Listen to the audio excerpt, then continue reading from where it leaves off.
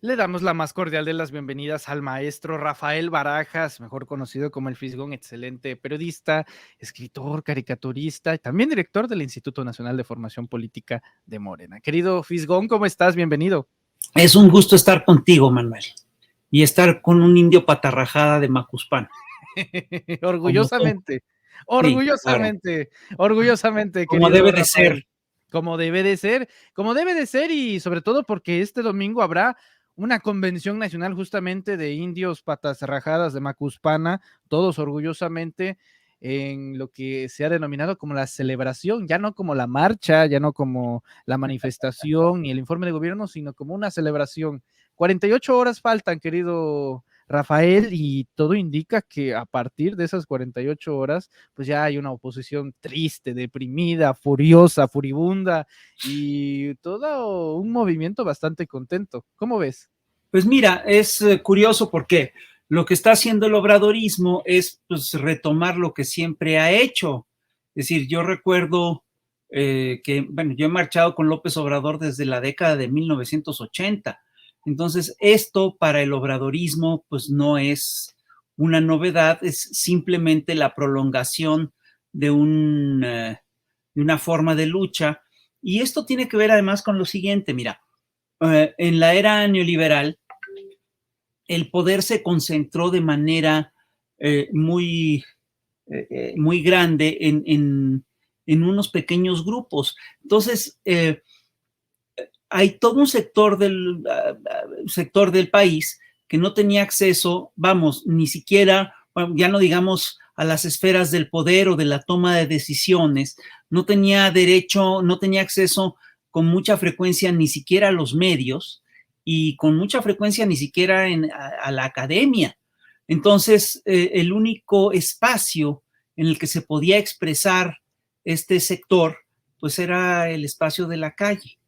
Las calles eran el espacio de la protesta, y ahí tú sabes perfectamente bien que con mucha frecuencia tuvimos actos de represión, actos de provocación, que es de lo más común, que no debemos descartarlos el día de pasado mañana, ¿no?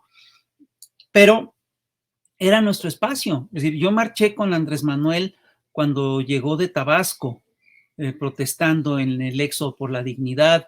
Yo marché también con él para protestar por los fraudes bueno, pues del 2006, bueno, de los 90, del 2006, para celebrar también el triunfo de Cárdenas en el 94, ¿no? Cuando Andrés era presidente del partido, pero marchamos también en los años siguientes por infinidad de causas, en el 2006, en el 2012. Entonces, para el obradorismo, su espacio natural es precisamente la calle.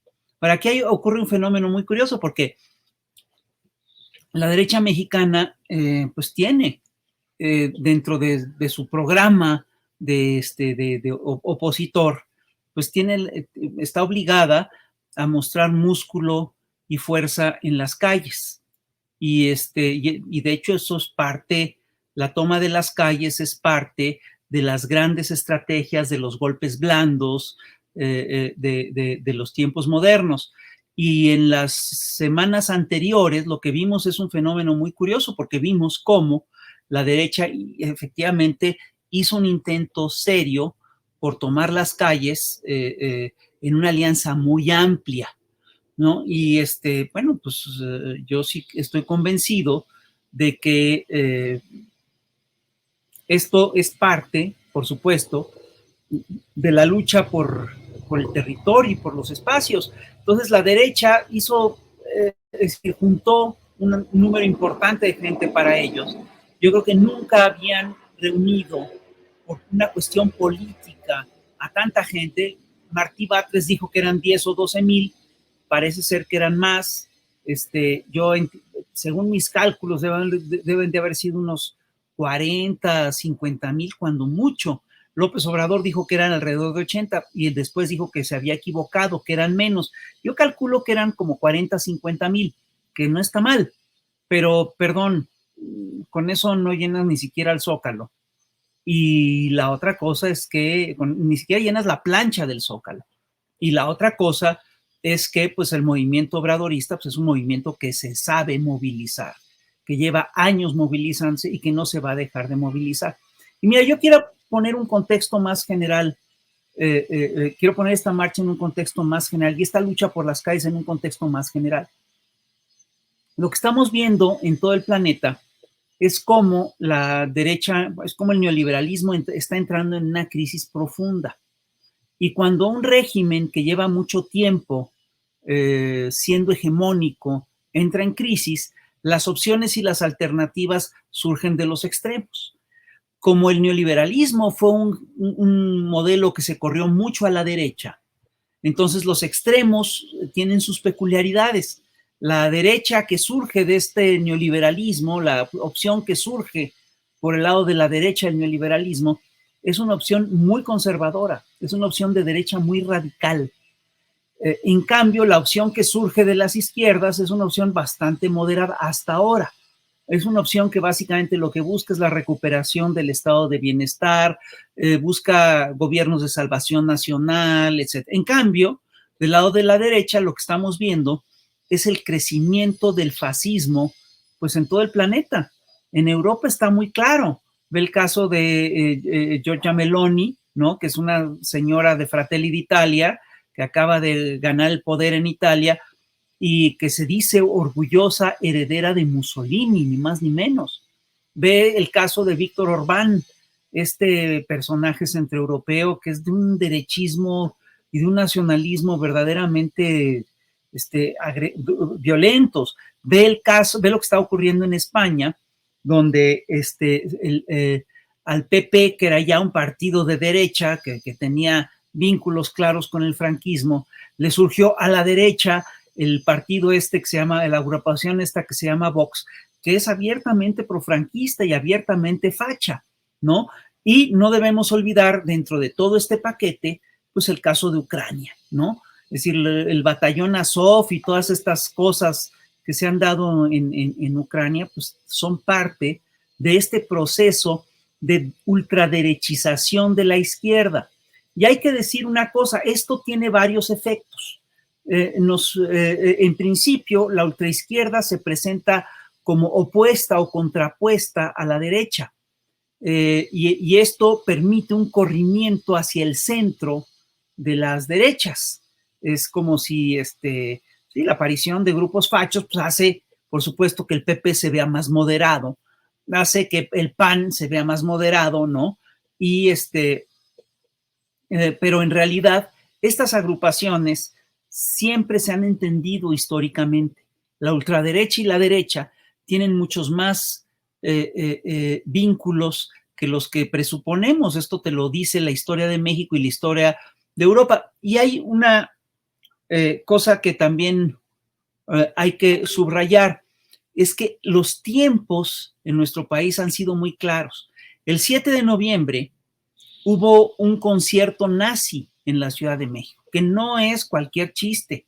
Esto básicamente lo que hace es que abre las puertas a eventos de este tipo. Nunca habíamos tenido un evento medio semimasivo, aunque fuera clandestino, que se dijera abiertamente pro-nazi.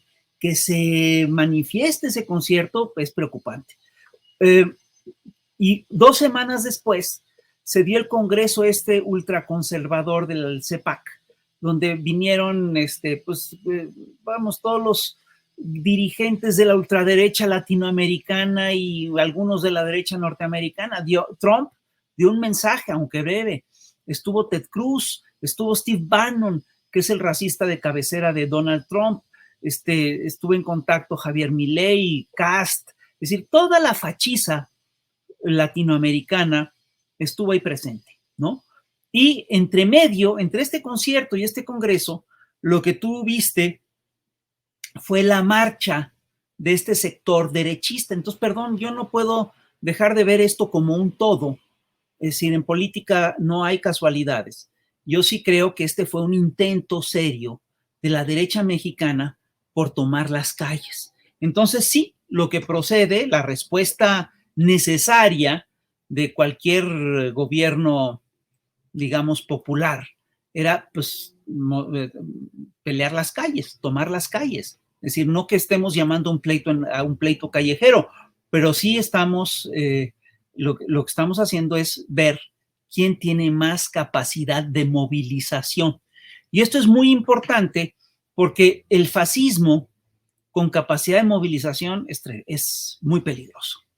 Y aquí en México, la ultraderecha tuvo alguna capacidad de movilización en la década de los 30 y 40, pero aún en esa época fue una capacidad de movilización muy acotada y a cosas regionales, ¿no?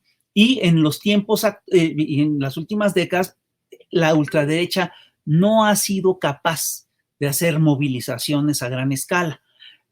Tuvimos una vista de esto con el caso de Frena, ¿no? Que hicieron sus protestas con las casas de campaña vacías, que se parecía muchísimo a un fenómeno que ocurrió en Bolivia, que es que hacían las llamadas protestas de cordel, que es que se juntaban dos señores que estaban enojados con el gobierno, con Evo Morales, se iban a la tlapalería, compraban unos metros de cuerda y se ponían en un crucero, uno de un lado y otro del otro, a jalar la cuerda para que nadie se pudiera meter, y esa era su protesta. Eran protestas que buscaban un gran impacto con una mínima movilización. Y eso es lo que vimos con las casas de campaña de Frena. Entonces, la movilización de del día, creo que es del día 13, no, creo que sí, del día 13, fue un intento serio por hacer una toma de calles por parte de estos sectores de la derecha. Y ahí lo dejo, perdón, creo que ya me excedí. No, para nada, maestro. Y también me gustaría que abordáramos este tema desde el punto de vista de los medios de comunicación, porque lo cierto es que ya también activaron un andamiaje para la creación de narrativas. Una de ellas es que todos los que vayan a asistir a la marcha del domingo son acarreados, como si alguien como Andrés Manuel López Obrador, que ha marchado desde hace más de 40 años, necesitase, ¿no? De este artefacto, de esta artimaña que toda la vida pues utilizó el oficialismo en sus peores momentos, como el PRI, de llenar las plazas públicas con auténticos acarreados. Pero por ejemplo, veía a periodistas como Azucena Oresti presentar reportajes de investigación. Sí, ya conocemos muy bien ciertos historiales, maestro, en el cual decían, no, es que pues van a llenar los camiones, van a abarrotar los aviones, las aerolíneas, y todos son acarreados, mientras hacemos este contraste de que los que van el domingo son gente que no tienen criterio, que no tienen pensamiento propio, mientras que los que fueron a defender al INE son gente con educación, con cultura, con clase, con grados académicos, con léxico y con mucha categoría. Ese es el contraste, maestro. Sí, claro, si tú te fijas, detrás de ese relato hay un profundo racismo y hay un profundo clasismo, ¿no? Es decir, no solamente viven en las mejores colonias, no solamente tienen los buenos apellidos, sino que sus causas también son las únicas buenas, ¿no? Es parte de esta narrativa que se está queriendo construir. Y sí, pones el dedo sobre la llaga. El tema del acarreo es una cosa muy puntual. El acarreo se da cuando una institución, partido político, figura política, tiene que pagarle a la gente con favores o lo que sea, para que se movilicen a su favor. Perdón, Andrés Manuel es un presidente que tiene el 70% de aprobación. ¿De qué están hablando? Es decir, yo lo que he visto, al contrario, es gente que se queja de que no, de que no le están tomando en cuenta para ir, para movilizarse, para tal. Y yo lo que veo es que pues la gente está encantada pensando en la marcha, lo ve efectivamente como una fiesta, que es lo que tú dijiste en un principio. Y es además el regreso, y en parte es una fiesta porque es el regreso a un espacio de lucha que hoy se resignifica, porque no vamos, los que vamos a marchar, no vamos a protestar contra actos de gobierno, contra actos dolorosos, contra actos represivos, contra actos de lesa economía, sino que vamos a marchar porque estamos de acuerdo en el rumbo que ha tomado el país. Y aquí la diferencia es enorme. Entonces, es muy chistoso este relato de que los que vienen en camiones, ¿Y cómo quieres que vengan? Es decir, las masas, esta idea de que solo el que tiene coche propio y se moviliza y tiene autonomía vehicular, tiene derecho, tiene autonomía ideológica, pues es una estupidez, ¿no? Obviamente la gente se moviliza en camiones, la gente se organiza para venir en camiones, la gente se organiza para venir como puede, ¿no? Nosotros hemos visto cómo la gente se está organizando en barrios y colonias, ¿no? Hacen su cooperacha, buscan apoyos, ven cómo lo resuelven. Pero lo que sí es un hecho es que en la manifestación que vimos a favor del INE, ¿no? Ahí sí vimos un montón de gente que fue movilizada a partir de mentiras. No se nos olvide que esta fue una marcha totalmente engañosa. Y no estoy exagerando, no estoy diciendo ninguna falsedad. Nos prometieron que era una marcha apartidista y quedó claro en la marcha que quien estaba detrás del evento pues eran el PRI, el PAN, el PRD, Claudia X González y Movimiento Ciudadano. Digo, eso no es apartidista, por más que lo quieras disfrazar por más que quieras disfrazar a Manlio Fabio Beltrones de un ciudadano convencional, pues eso no es apartidista. Y luego es una marcha que partió de una narrativa totalmente mentirosa.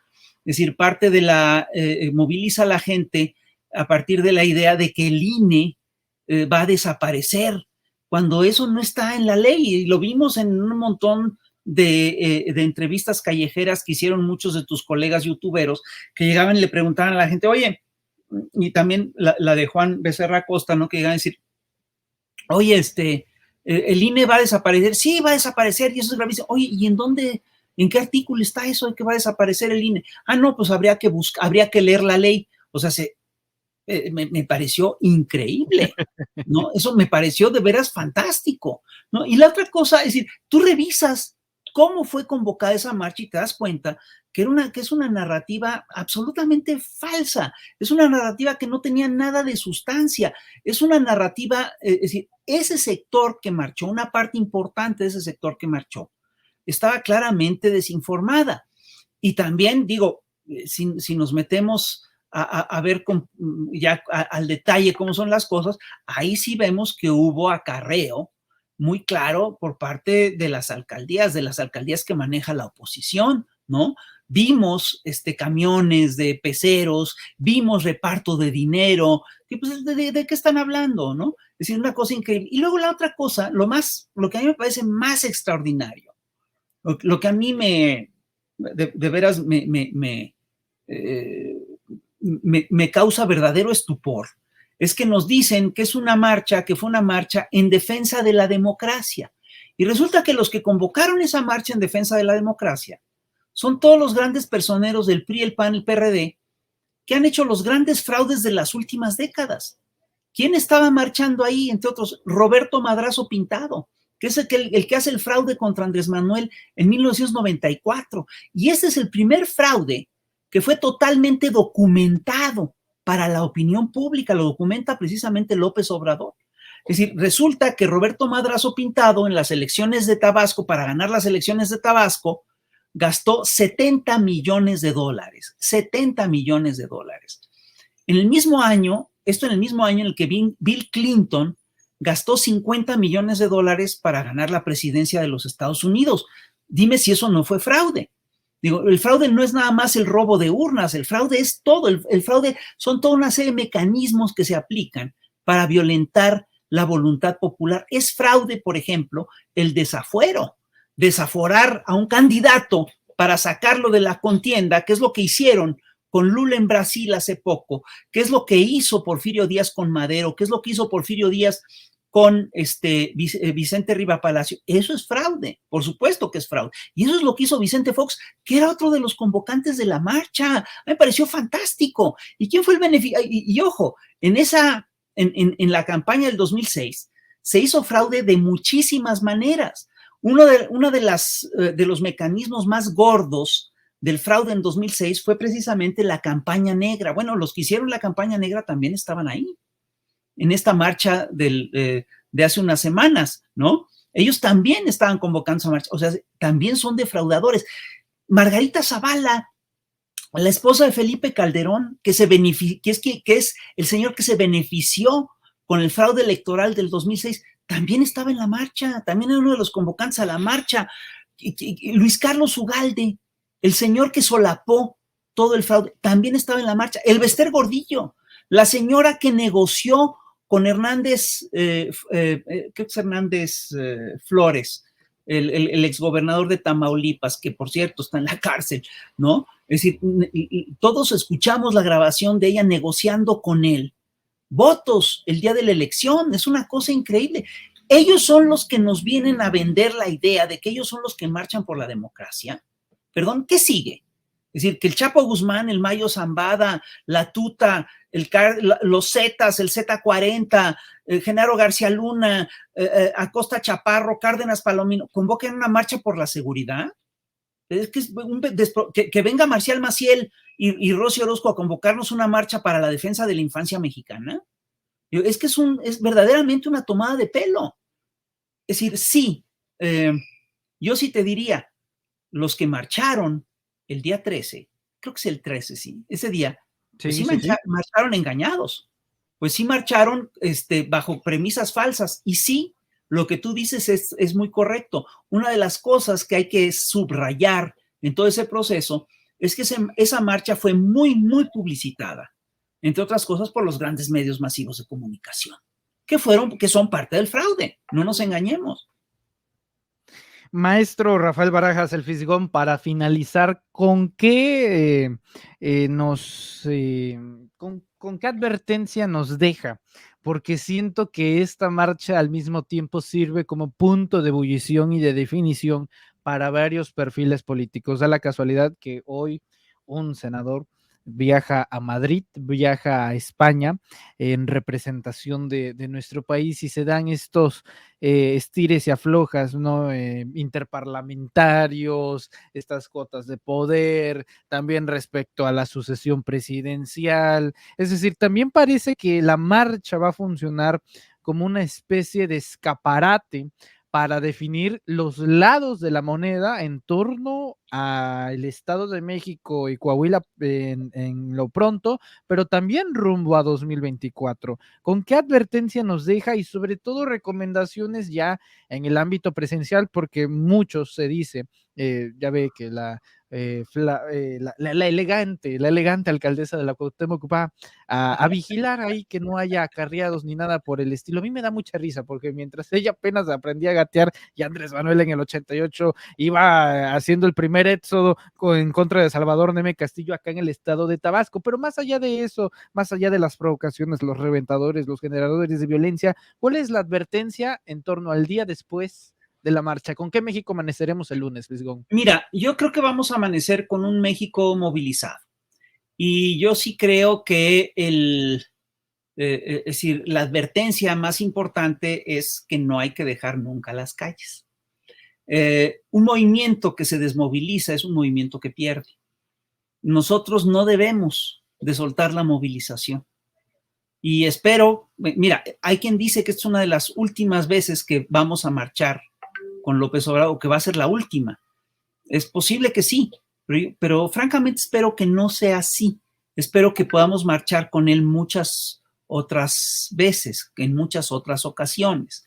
Y estoy convencido además que aquí hay un tema que hay que analizar más a fondo, y es que las élites, bueno, en México y en América Latina en general, muchos de los grandes movimientos sociales son movimientos caudillistas.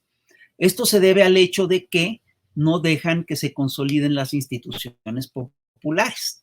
Es decir, donde no pueden crecer los sindicatos, donde no pueden crecer las organizaciones campesinas, pues la oposición se suele aglutinar alrededor de liderazgos individuales.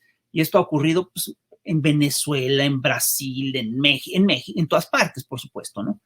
Y sin embargo, esto no quiere decir que el personaje que encabeza, que el caudillo, sea todo el movimiento. No, el caudillo ayuda a darle forma, es decir, es una figura crucial, importantísima, ayuda a ordenar, ayuda a organizar, ayuda a darle cuerpo a muchas cosas, pero el movimiento es masivo.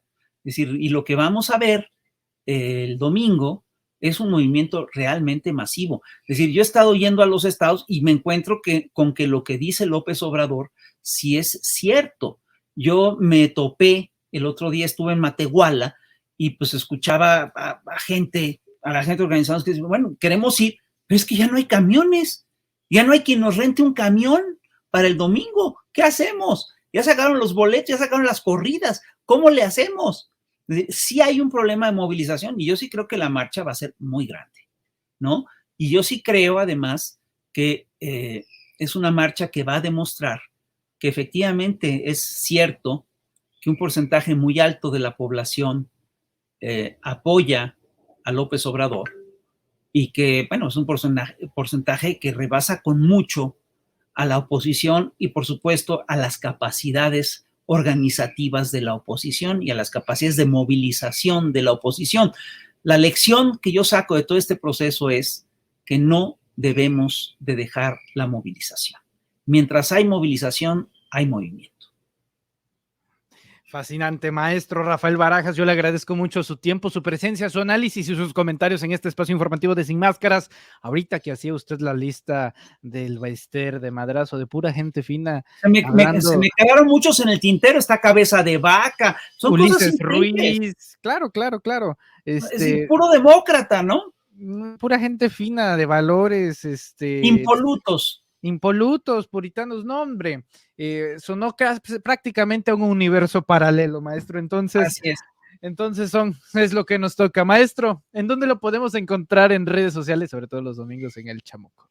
Bueno, pues yo estoy básicamente en Twitter como fisgonmonero@yahoo.com.mx y ahora sí no tengo todas estas otras cosas que ahora se estilan, el Instagram, el TikTok, yo no estoy en eso. Facebook incluso tampoco estoy. Pero pues luego pues nos vemos contigo, ¿no? Por supuesto, maestro. Y también en Twitter, donde siempre se circulan sus extraordinarios cartones en la jornada. Maestro, le envío un fuerte abrazo, estamos en contacto y ojalá muy pronto podamos volver a platicar aquí en este espacio. Claro que sí, encantado, siempre a tu disposición. Muchas gracias, maestro. Rafael Barajas hablando con nosotros, Sin Máscaras. Continuamos.